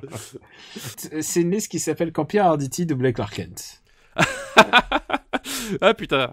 Et alors évidemment en fait j'ai essayé de prendre plutôt des films de Noël, donc en fait oui j'avais prévu dans ma liste si tu veux j'avais prévu de genre Les Moissons du Ciel, tu vois, des films d'horreur et je me suis dit merde, il faut quand même des trucs un peu de saison. Il y a quelques films chinois et tout, et je me suis dit non, on va revenir à des trucs qui parlent en ces périodes de fête. Donc on va parler de Superman, donc de Richard Donner, voilà. De Richard Donner, qui est le film que je voyais tous les Noëls. Bah oui, Superman. Tous les Noëls, dès que je pouvais, en fait. Ouais, c'est l'adaptation du célèbre Homme à slip rouge. Hein. On y revient, tu vois, comme ça, c'est une autre thématique lancinante de cet épisode. C'est le slip rouge, l'épisode des slips rouges, adapté, voilà, par Richard Donner, avec Christopher Reeves, avec. Tu sais que Guy Hamilton, dont on a parlé juste avant pour Les Diamants sont éternels, a failli de réaliser. Il y a eu une liste. incroyable. shortlist, ouais. Il y a eu Spielberg et tout ça. Enfin, vraiment, il y a eu beaucoup de gens. Alors, pour ceux qui remettent pas Richard Donner, et c'est un crime, c'est quand même le réalisateur de L'Arme Fatale, voilà. Ouais. Pour remettre un peu les choses dans le contexte. C'est plus qu'un Yes Man. Oui, en fait, Richard Donner, c'est marrant parce que c'est aussi moi, c'est un acteur que j'aime énormément. Je trouve qu'il a un vrai talent, mais il a jamais connu le star system, en fait, comme d'autres. Et, il restera toujours, plus ou moins inconnu du très grand public, en fait. Alors qu'il avait un vrai talent pour faire des films à sa façon, quoi. Et c'est un peu dommage, quelque part, pour ce pauvre Richard Donner. C'est le mec des Goonies aussi, enfin, tu vois, c'est... Ouais, c'est pas... Genre le type, quand même, il a vraiment pas eu la carrière qu'il méritait. Bon, voilà, petit aparté. Donc, avec Christopher Reeves, avec Gene Hackman, de nouveau, on retrouve dans le rôle de Lex Luthor. Gene Hackman qui est en roue libre totale, mais pas à son maximum. Ouais, il est fou. Il est déjà bien barré, mais il fera pire après, hein, parce que... Il est Lex Luthor fou. Et mais surtout il y a Marlon Brando qui joue le père de Superman et qui a causé d'ailleurs pas mal de soucis sur le tournage, hein, une fois de plus, sacré Marlon. Ouais, je crois qu'il a fait, enfin, il était pénible, quoi. En fait, ouais, enfin, c'est comme on l'a dit dans l'Étron, le dernier tango à Paris, c'était la période où Marlon Brando avait énormément de problèmes personnels et d'argent, de carrière. Enfin voilà, c'était vraiment la sale période pour lui. Et il essayait de croire encore que c'était une grande star incontournable, etc. Enfin voilà. Et du coup, il faisait chier, littéralement. Hein, pour le coup, il faisait chier et il a fait chier Richard Donner sur le tournage. Alors son personnage de Jor-El, au début ils ont voulu le virer complètement, puis en fait non, il a fallu retourner des trucs. Enfin voilà, il y avait tout un bordel juste pour le personnage de Jor-El que tu vois finalement pas si longtemps que ça. Et ça a empêché d'ailleurs d'utiliser l'image de Jor-El dans la suite, quoi, genre. Oui, voilà, exactement. C'était pas Jor-El, c'était Marlon Brando. C'est presque à un moment donné, il a pas demandé à ce que le père de Superman soit rebaptisé Marlon Brando. On se pose la question. Donc voilà, donc c'était un sacré micmac à cause de ça, et c'est pour ça qu'il y a eu pas mal d'allers-retours en post-production sur comment est-ce qu'on va monter le film ou pas, à cause du comportement de Brando, quoi. Et donc la voix française de Superman était de Pierre Arditi. Oui, et ça le fait, hein, voilà. Ah non, il est super. Et la voix de Gene Hackman est de mon chouchou de toujours, Francis Lax, quoi. Oui, et oui, Francis. Lex Luthor. Voilà, on en a déjà parlé plusieurs fois en plus de Francis Lax. Ça, c'est pas la première fois. Tu sais quoi? Je suis tellement fan de Francis Lax. Il a doublé Sankukai. Et je connais que la VF de Sankukai, comme tout le monde en France. Et le truc, c'est qu'il a doublé à la fois Seaman le chimpanzé, qui est une espèce de, de Chewbacca, quoi. Et en même temps, il a doublé les méchants. Donc, il y a des moments où Francis Lax, il était seul à l'écran. Et il double. Je suis Seaman. Et en face, et le mec, il fait, je suis Cyclotor. Je suis méchant. Et il faut voir le talent et la puissance et l'aura qu'il y met. J'adore Francis Lax, putain. Extraordinaire acteur. Et bon, il a doublé tellement de choses, quoi. C'est un grand comédien.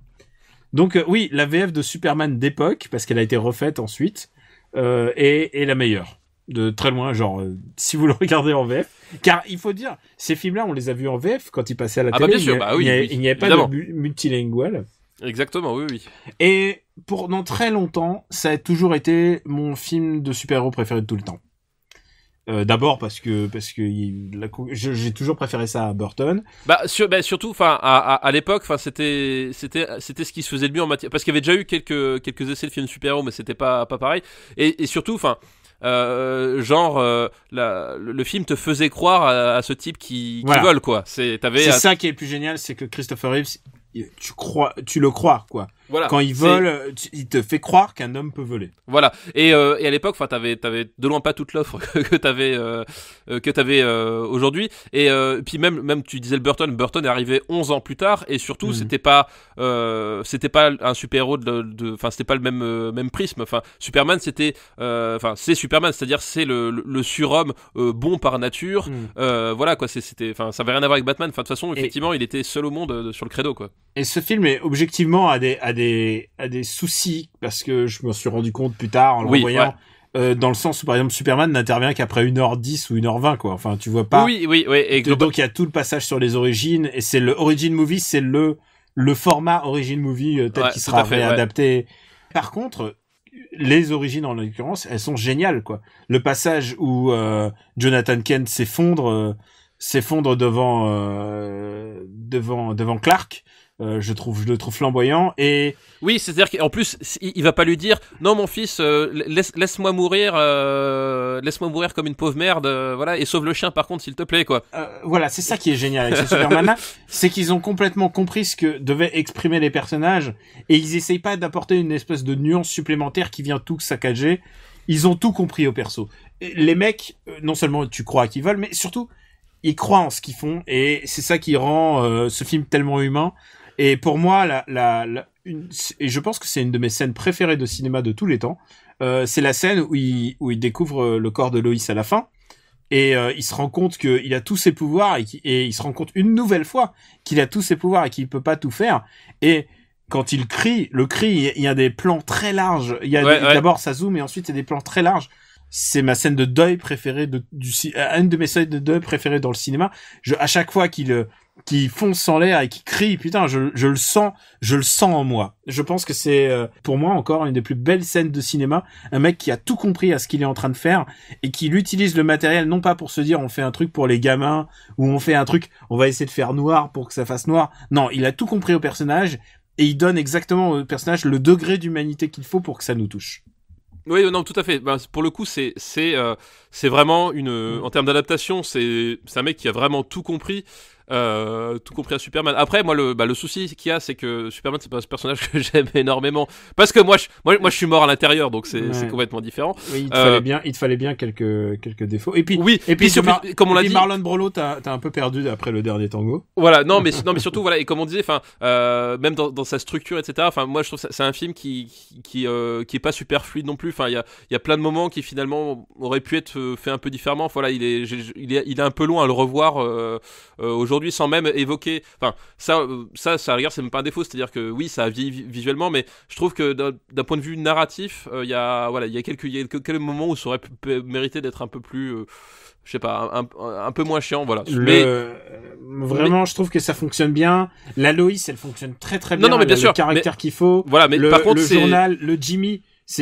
Tu vois, Jimmy Olsen, là, il est pas abattu comme dans Batman et Superman pour faire un gimmick pour les fans en disant c'est un Easter egg. Tu vois le personnage que tu aimes de ton enfance qui se fait abattre sans qu'on dise son prénom. Genre, oui, là, ils ont tout compris. C'est aujourd'hui qu'on ne comprend plus ce qui fonctionne. Voilà. Et pour le coup, si tu t'intéresses au personnage de Superman, à toutes ses facettes, ça, c'est vraiment c'est une bonne porte d'entrée. C'est-à-dire que là, c'est un film qui te parle de Superman, vraiment de ce qu'il est, et de l'université du concept. Voilà, c'est de l'immigré de l'espace. Vraiment, il y a beaucoup de choses qui passent dans ce film. C'est un film long, mais il y a beaucoup de choses qui se passent et ça fonctionne du point de vue émotion, quoi. Oui, non, il y a quelque chose qui se passe, effectivement, ouais. Le film est pas parfait, alors, mais pour le coup, là, à l'inverse de, tu vois, comme Zardos, sauf que là, il réussit ce qu'il entreprend, quoi. Ouais. Alors que t'as tellement de moyens de te péter la gueule, je veux dire. Et tu sais quoi, il y a un truc qui me frappe, et si je le dis pas, je m'en voudrais. Christopher Reeves, il joue Superman extraordinairement bien, mais il est encore plus Clark Kent. Son Clark Kent est génial. Alors là, je suis d'accord. Extraordinaire. Il comprend tout, le mec gauche. Ouais, le Clark Kent de Christopher Reeves, il est génial parce que, et pour le coup, c'est là où je trouve il y a un vrai attachement au personnage, c'est que, son Clark Kent, il est vraiment super touchant et il est super marrant parce que toi, t'es dans la connivence, mais, Lois ne l'est pas, et tu vois toutes les subtilités voilà, c'est super bien trouvé, ça marche super bien, quoi. Ah non, c'est vraiment parfait. Et tu sais que c'est un film que j'aime à tel point que je me le refais dans la tête, quoi. Parfois, il y a des moments où je me refais les scènes par scène dans ma tête. Et j'adore et pour moi, si je m'écoutais, il serait dans le top 10 tout de suite, là. Oui, mais tu ne vas pas t'écouter, Daniel. Mais si, bien sûr. Mais alors, donne-moi une contre-proposition. Top. Par exemple, par rapport au château de Cagliostro, tu peux pas le mettre au-dessus. Je le mets au-dessus. Oh, merde, c'était bon truc. Non, moi comme dit, moi c'est un film que je trouve réussi, etc. Mais après, voilà, j'ai du mal à regarder parce que je le trouve un peu chiant. Je les ai tous revus, c'est-à-dire les Superman du 1 jusqu'au 4. Je les ai tous revus l'année dernière. Voilà, moi c'est c'est un film que j'aime bien, mais que je reverrai pas non plus. Moi, écoute, je peux pas. Un film aussi important et sans parler d'un truc, on n'a pas parlé. J'ai pas dit le mot-clé, John Williams. Oui. Ah ouais, putain. Oui. Genre, c'est peut-être une des meilleures bandes-son de John Williams de tous les temps. Le problème, c'est qu'on va dire ça à quasiment tous les films auxquels John Williams a Bizarrement, on va collaboré dans ces années-là, quoi. On va pas dire ça pour le Pont des Espions, je sais pas pourquoi. c'est ça. Mais ouais, putain, mais c'est sûr, il y a pas John Williams. Non, mais en plus, mais John Williams, enfin, c'est dans ces années-là, enfin. Oh là, il avait la totale, quoi. C'est ouf, hein. Ce type, voilà, c'est. Écoute, je peux pas le voir au-dessous du Rabbi Jacob. Attends, où est-ce qu'on l'a mis, Rabbi Jacob? Pouf, j'ai un petit bug sur mon truc. Voilà. Rabbi Jacob, poum. D'accord, mais alors tu me le laisses en dessous du cercle rouge. D'accord. Eh, t'as vu, je suis sympa quand même. Ouais, tu m'as donné ça, mais tu sais quoi, si ça tenait qu'à moi, il serait oui. deux là. Mais il serait deux. Voilà. Mais je fais du mind game parce que moi je sais qu'il y a un film, j'espère, qui tombera un jour, et moi je vais vouloir le placer très très très très haut. Quel nom pour pas que je donne la liste? Non, juste avant. Et je sais qu'il y a ce film, puis je sais qu'il y en a encore au moins un, si ce n'est deux, que tu voudras mettre très très haut et qui pour moi ne mériterait pas d'aller aussi haut. Donc je me garde en réserve juste pour placer mon chouchou, tu vois. Tu penses à quel film? Ah non, ouais, je ne te dis rien, Putain, tu mind game comme un enculé. Ouais, exactement. Le mind game de bâtard. On va continuer avec Pierre Arditi, donc la liste d'Adrien. Oui. C'est Annie Hall, puisqu'il y a Christopher Walken qui est doublé par Pierre Arditi. Oh putain, alors ça faut le savoir, putain. Ah, je ne savais pas du tout. Et donc, moi non plus, alors là, je découvre. Tu as vu Annie Hall? Oui, j'ai vu Annie Hall, tout à fait. Écoute, c'est un grand classique du cinéma, puisque il a été Oscar du meilleur film, Oscar du meilleur réalisateur, et aussi Oscar de premier rôle féminin. En 78, devant un certain film de George Lucas. Oui, c'était carton plein cette année-là pour ce film. Et George Lucas, il a eu tous les trucs techniques, genre meilleure musique, meilleur. Je crois pas qu'il avait eu les effets spéciaux même. Si, il y a eu. Quand même. Si, il y a eu meilleur montage et meilleur montage à un film de George Lucas, t'imagines? Tu sais, les pages qui se tournent, quoi. Mais il n'a pas eu le Oscar du meilleur film. Voilà, c'est des choses qui peuvent arriver, quoi. En plus, moi, c'est un film Annie Hall, c'est un film que j'aime beaucoup. Il est très. Je pense que c'est le Woody Allen séminal, quoi. Ouais. Oui, c'est ça. C'est avec Manhattan, c'est peut-être le Woody Allen le plus. Enfin, si tu dois commencer Woody Allen, voilà, commence par ça. Je pense que tu vois tout Woody Allen est dans ce film. Ouais. Tout Woody. C'est un peu aussi le problème de Woody Allen, c'est que il va refaire du tout Woody Allen à chaque fois. Donc au bout d'un moment, tu vas finir par connaître la formule. Il va changer. Même Manhattan est quand même assez différent. Oui, comme film. mais voilà, comme dit, c'est pour moi une pierre angulaire de son cinéma. C'est vraiment un incontournable Annie Hall, parce que t'as New York, t'as l'introspection, t'as ce jeu de séduction. T'as le jeu de la séduction, t'as aussi la parano. Enfin.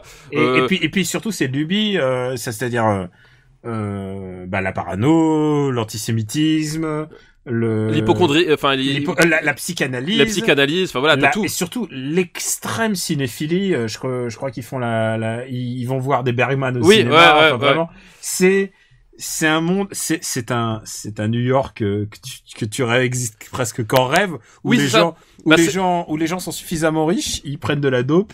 Et en même temps, il parle de Bergman et de Freud, quoi. Mais c'est ça, mais tu sais, t'as un côté. Et puis évidemment, le sexe et les femmes, quoi, au centre de tout le. T'as vraiment un côté. Et la mort. T'as vraiment un côté café des arts quelque part sur justement ces New-Yorkais qui vivent dans cette espèce de New York de idéalisé, quoi. Oui, on pourrait presque dire que c'est l'équivalent de les mecs qui se vannent en disant les mecs du quartier latin, quoi. Voilà, exactement. T'as vraiment ce côté-là. Et donc, alors dit comme ça peut être un peu pédant. Mais pas du tout. Mais en fait, pas du tout, parce que déjà c'est drôle. Les personnages sont attachants. Enfin voilà, il y a vraiment un style unique. Et puis moi c'est pas un secret. J'aime pas forcément les comédies romantiques, parce que justement on passe toujours par les mêmes trucs, par les mêmes mécaniques, par les mêmes trucs, machin. Et là on est vraiment sur un truc. Alors je dirais pas que c'est une comédie romantique, parce que la comédie romantique, il y a une démarche de séduction à la fois des personnages, et aussi ils doivent séduire séduire les spectateurs. Oui, Ils voilà, font, mais justement. Ils font tout pour que tu tombes amoureux. Là, au Là, contraire. justement, c'est ça qui est génial, c'est que t'as pas ce côté coup dans le coude des codes du spectateur. Ok, on est des spectateurs, c'est bon, on est assez intelligent aussi pour s'impliquer dans le film si on le veut. T'es pas obligé d'en faire des caisses à chaque fois, et c'est ça qui fonctionne aussi, c'est que bah tu t'attaches à ces personnages, surtout qu'en plus ils sont bourrés de défauts. Enfin, je veux dire, le personnage de Woody Allen, le type, il est hypochondriaque, il est parano. Et tu dis, ce type-là, en fait, je l'aurais à côté de moi dans ma vie de tous les jours, je pense qu'il serait insupportable, je lui filerais des baffes. Mais dans le cadre du film, il y a un truc, tu t'attaches à lui et il fonctionne, il est humain, et parce que tu t'attaches à lui, bah tu crois dans son parcours et tu t'attaches à ses névroses, etc. Même si ça te passe complètement au-dessus, voilà. C'est que ça dépasse carrément le stade new-yorkais, c'est que c'est des grandes questions. C'est est-ce que l'amour peut continuer, est-ce que quand est-ce que l'amour meurt, et comment faire quand l'amour meurt, et tout ça traité sous le prisme de la comédie. Il y a des moments où ça devient où il y a des gags de pur slapstick. Oui, c'est ça, il y a des moments où tout d'un coup ça va être plus introspectif, il y a des flashbacks avec des enfants où il intervient directement. Il y a des moments où il prend à partie le spectateur. Le spectateur, ouais, tout à fait. Quatrième mur et tout. Non, c'est un film incroyable vraiment très très profond. Et c'est étonnant d'ailleurs qu'il ait eu autant de succès aux États-Unis, alors qu'après. Oui, alors voilà, exactement. Alors qu'après, Woody Allen justement, ça va être l'intellectuel qui casse les couilles en fait aux États-Unis. Enfin, il a ce côté-là. Et mais ouais, en plus c'est un film qui est rythmé, qui sait plein de trucs et qui réussit à chaque fois à les faire. Enfin, il y a vraiment du talent. Enfin voilà, je peux pas le dire autrement. C'est un film. Enfin voilà, Woody Allen est vraiment en pleine possession de ses moyens. Voilà, il y a vraiment ce film, j'aime beaucoup quoi. C'est un film qui est déjà nostalgique alors qu'il est 77 quoi. Oui, mais en même temps, enfin, c'est le personnage d'Allen aussi, c'est que ce type, je pense qu'il s'est toujours imaginé vieux quelque part, tu vois, et toujours imaginé au bord de la mort. Enfin voilà, c'est ces angoisses qui prennent le pas sur le personnage. Est-ce que tu savais que la scène de la coke c'est un accident? Ah non, je ne savais pas, non. Ah bah ça, c'est pas voulu, voilà. C'est bon, ça. Et Diane Keaton, et donc il met en scène en plus presque son propre divorce, puisqu'il était avec Diane Keaton. Voilà, ouais. Mais à qui il va rester lié, et à qui il va faire 4 ou 5 films encore, donc ouais. Oui, ça va rester une relation, une relation forte malgré tout. Diane Keaton qui va toujours jouer un peu le même registre comique. Bah oui, ouais, exactement, ouais. Ça va lui coller à la peau, ouais. Ah bah ouais. Bah oui, mais en même temps, c'est devenu... Alors où est-ce qu'on va le mettre? Parce que c'est compliqué à Annie Hall là-dedans. Bah moi c'est quand même un film que je mettrais très haut quoi. Relativement haut parce que c'est vraiment chouette à regarder, c'est vraiment chouette à re-regarder en plus. Enfin comme on l'a dit, il y a un tel il y a une telle profondeur dans les approches, dans les thématiques, dans tout, que t'as toujours moyen de trouver quelque chose que t'avais pas vu ou que t'avais pas compris comme ça, ou que t'as moyen de voir. Enfin voilà, t'as vraiment et à la fois c'est pas chiant. Enfin vraiment, c'est du vrai cinéma, c'est du vrai bon cinéma. Enfin vraiment, voilà quoi. C'est pas chiant et c'est touchant, et j'aime bien aussi ces passages où il filme les scènes et en même temps il rajoute une voix off par-dessus qui a rien à voir, ce qui est un peu du pré-Terrence Malick. Oui, c'est vrai qu'effectivement il y a ce côté-là. Écoute, je le vois assez haut quand même. Bah ouais, moi aussi. Je le vois au-dessus de Mon nom et personne. Ah bah oui, bah moi aussi. Moi je le vois au-dessus de Dersu Ozala par exemple. Ok. Go. Ça veut dire qu'il est quand même 13e film des meilleurs films. Oui, voilà, c'est pas mal. C'est pas mal. Et encore, tu sais quoi, si je regarde les Oscars de cette année-là, c'était pas une grande année puisqu'il y avait que Star Wars. Il y avait Star Wars, Rencontre du troisième type, tu vois. Oui, c'est ça, des petits trucs. Non mais de toute façon, enfin, on le redit, hein, c'est les années 70 américains, enfin c'est tellement ma boule quoi. Ouais, bah on l'a vu avec le Japon et maintenant on le voit avec Annie Hall. Bah écoute, un dernier film. Oh bah oui. Un dernier film, il a fait donc Pierre Arditi a fait la voix de Terence Hill dans Trinita, dont on l'appelle Trinita. Putain, oh la vache. Alors je t'avoue que quand je l'ai vu, j'avais pas assez de recul pour reconnaître Pierre Arditi. Ah oui, mais attends, moi j'étais des années après la voix de Arditi dans Superman. Ah ouais, non mais c'est... Pourtant, je l'ai vu des milliards de fois, quoi. Mais en plus, c'est ça aussi le risque, c'est que c'est des films, quand tu les revois pas en VF. Ouais, c'est ça aussi. C'est qu'aujourd'hui, les 90% des films que je voyais quand j'étais môme, je les revois aujourd'hui en... Même Robocop, je le revois en VO maintenant. Oui, moi aussi. Par contre, Die Hard, j'y arrive toujours pas. Mais Robocop, j'en ai enlevé, ouais. Non, Die Hard, je connais. Surtout, en plus, il a une voix très très caractéristique. Bruce Willis en VO. Ouais, puis sa voix quoi. Y a les vannes, je fais le film tellement par cœur, c'est pas possible. Quoi. Enfin bref. On l'appelle Trinita. Bud Spencer, Terence Hill, voilà. Les Laurel et Hardy du western spaghetti. Exactement. Voilà, c'est un film, c'est un buddy movie, hein. Voilà, enfin c'est. Avec le regretté Bud Spencer. Voilà, qui nous a quitté cette année, hein. Putain, d'ailleurs, c'est vrai. Vraiment une année de merde. Hein. Mais essayons de finir sur une note positive en rendant hommage à Bud Spencer. Ouais, voilà, donc c'est une histoire avec de bandits et de braves types un peu gauche mais fort sympathiques qui vont aider des alors je crois qu'ils sont mormons, je crois dans le film, un truc comme ça. Voilà, enfin c'est un peu les 7 mercenaires sauf qu'ils sont 2 et ils sont un peu idiots. c'est un peu le principe. Voilà, alors après moi je le dis d'emblée, c'est un film avec lequel j'ai un problème, c'est que j'ai toujours eu du mal à accrocher à la formule sur le long terme en fait. Ah bah alors oui, c'est vrai que on parle de formule sur le long terme parce que après on l'appelle Trinita, on continue de l'appeler Trinita, je crois. Oui, c'est ça, voilà. Il y a Trinita, c'était quoi? Il y a Trinita va tout casser, non? Ouais, voilà. Et c'était, il faut dire attends, faut que je trouve une liste. Vas-y, continue. Et il faut dire que le souci, c'est que c'est pas des films très fins, hein. Ouais. Il y a quand même des séquences de paix, autour des faillots qui mangent, parce que forcément ils mangent des faillots, donc ça pète. Voilà, il y a un côté, je sais pas, il y a un côté, ça manque vraiment de finesse. Et autant et ça a été tourné à la truelle, quoi. Oui, et c'est tourné. De toute façon, c'était les types de troisième zone. Enfin, c'était l'époque. Ça commençait à être la fin du succès commercial et artistique aussi, il faut bien dire, du western spaghetti. Hein, il était du fond de l'Ouest, c'était 68. Le Bon la beauté de truand, c'était 66, etc. Enfin, on commençait doucement à voir les limites du genre après des chefs-d'œuvre pareils. Et le genre commençait à décliner. Donc les types, ils commençaient à tourner les trucs pour essayer de profiter des dernières bribes de succès du genre et commençaient à tourner les trucs n'importe comment, dans n'importe quelles conditions. Ils faisaient les tournages en quelques semaines. En 2-2, ouais. En 2-2, il faisait une prise, machin. Et c'est vrai que c'est un truc, voilà, et tu le sens, c'est-à-dire que c'est vraiment le truc, on va espérer que ça marche. Et c'est un peu dégueulasse, c'est pas fin, c'est pas. Je pense que moi, ça me faisait marrer quand j'ai découvert que j'étais vraiment tout petit, parce que voilà, ils étaient multidiffusés sur la 5. Ouais, exactement. Mais tu vois, comparé par exemple à un Louis de Funès qui explosait dans ces années-là.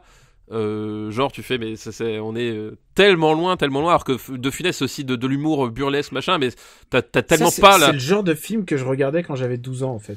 T'as tellement pas la richesse d'écriture et de mise en scène, enfin voilà, au bout d'un moment c'est tu t'y attachais quand t'étais môme, mais honnêtement c'est pas très bon quoi.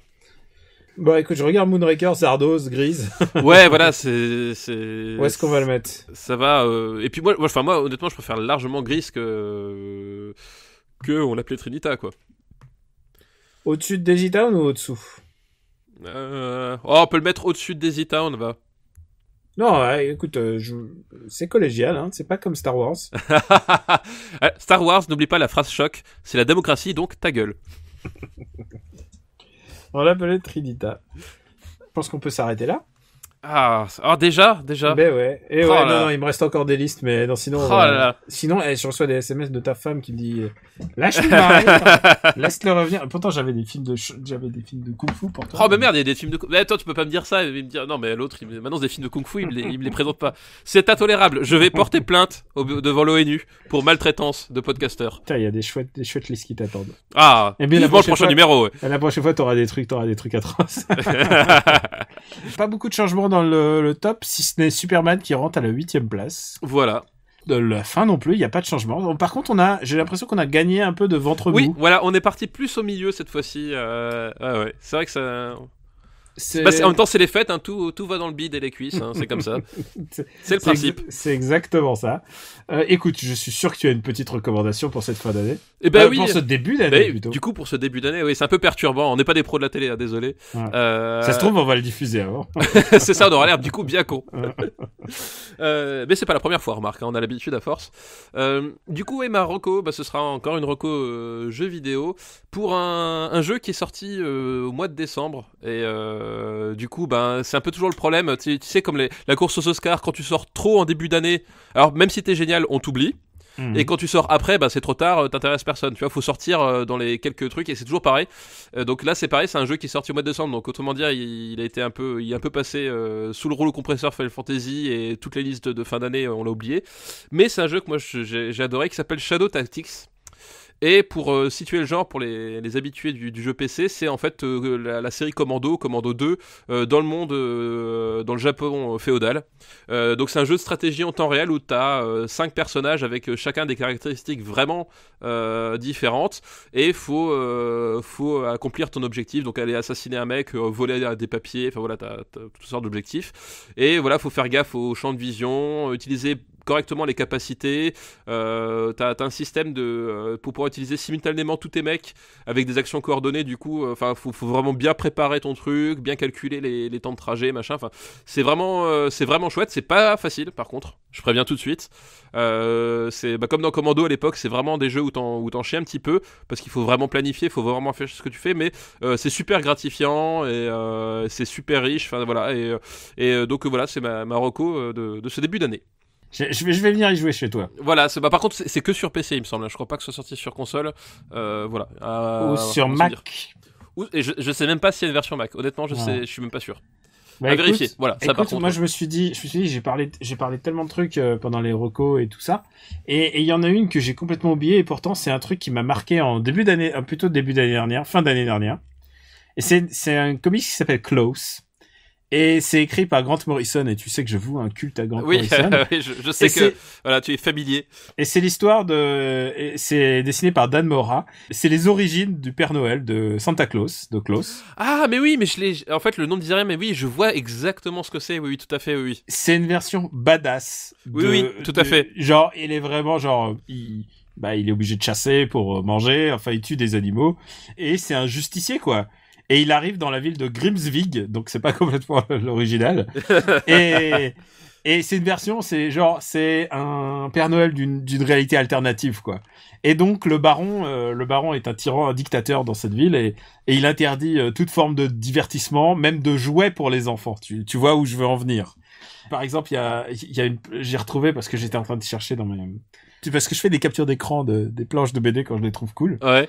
Et là, il y a un gamin qui a un caillou dans la main, il fait, qu'est-ce que tu as dans les mains, mon gamin? Est-ce que c'est un jouet? Et là, Klaus s'approche, il dit, mais non, laisse ce garçon en paix. C'est juste un caillou. Un caillou n'est pas un jouet. Et là, le soldat lui dit, dans les mains d'un enfant, n'importe quoi peut devenir un jouet. Alors ta gueule, l'homme loup.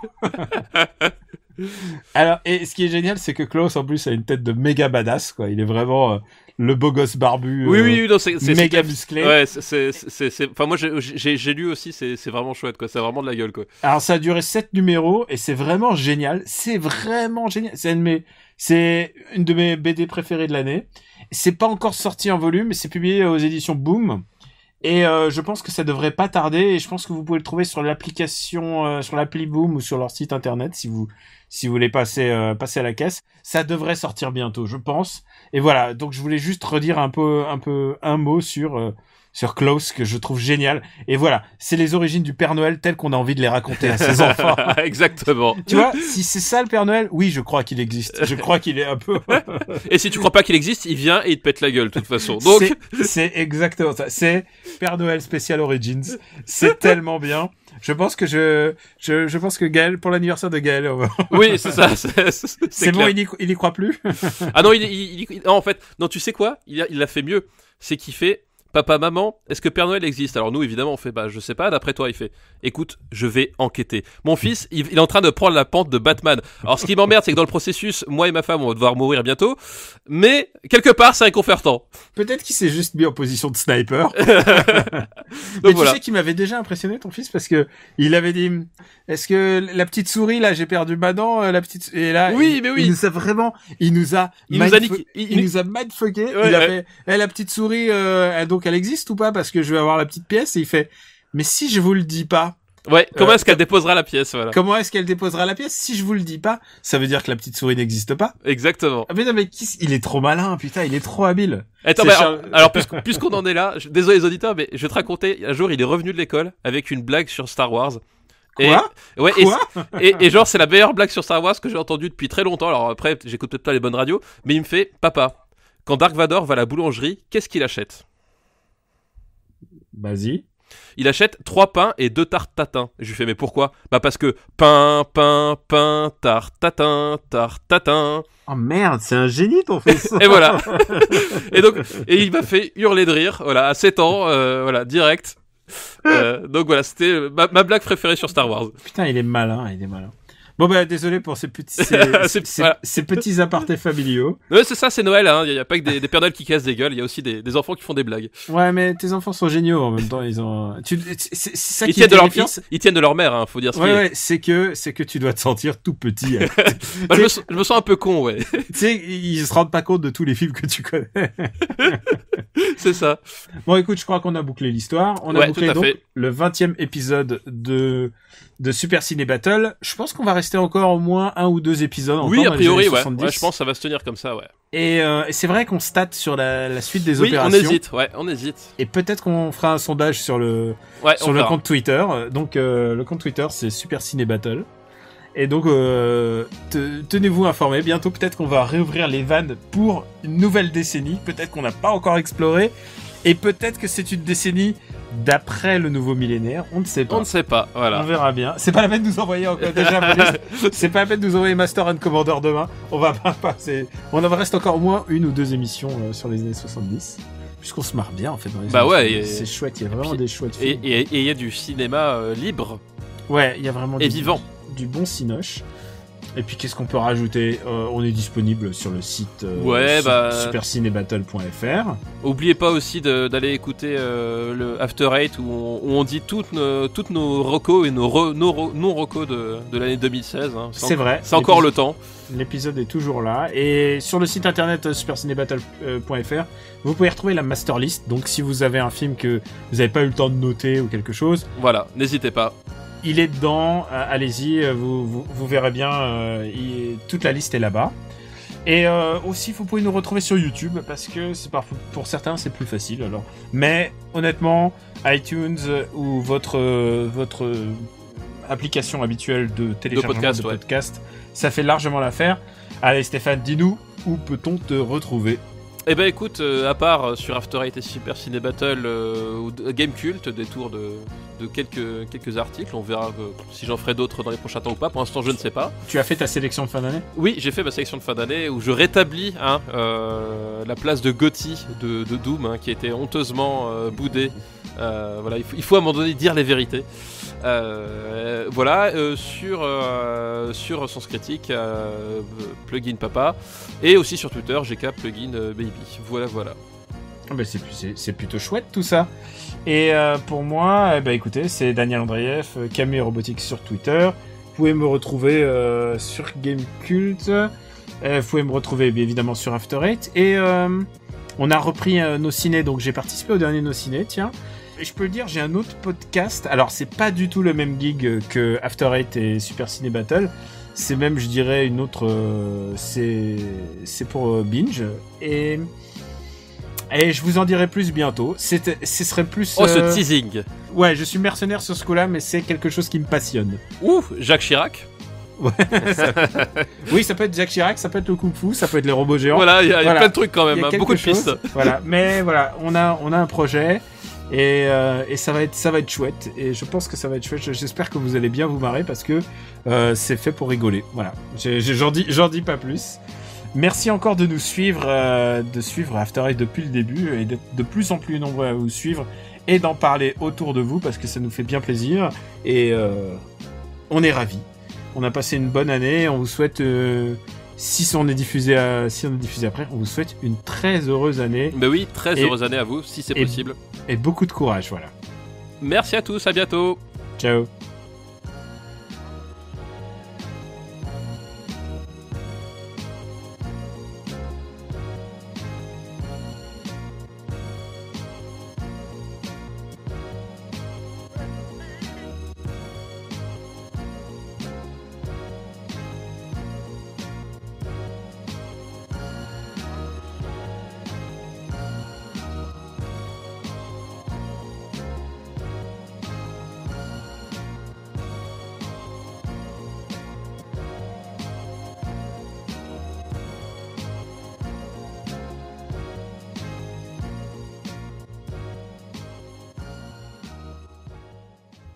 Alors, je crois que t'as dit After Eight au lieu de Super Ciné Battle. Merci de suivre After Eight. Il me semble que je crois que t'as dit, mais bon. Ah ouais, bah écoute, je mettrai un patch. Voilà, c'est ça. Merci de suivre Super Ciné Battle. Merci pour cette. Et on vous souhaite une heureuse année 2017. Exactement.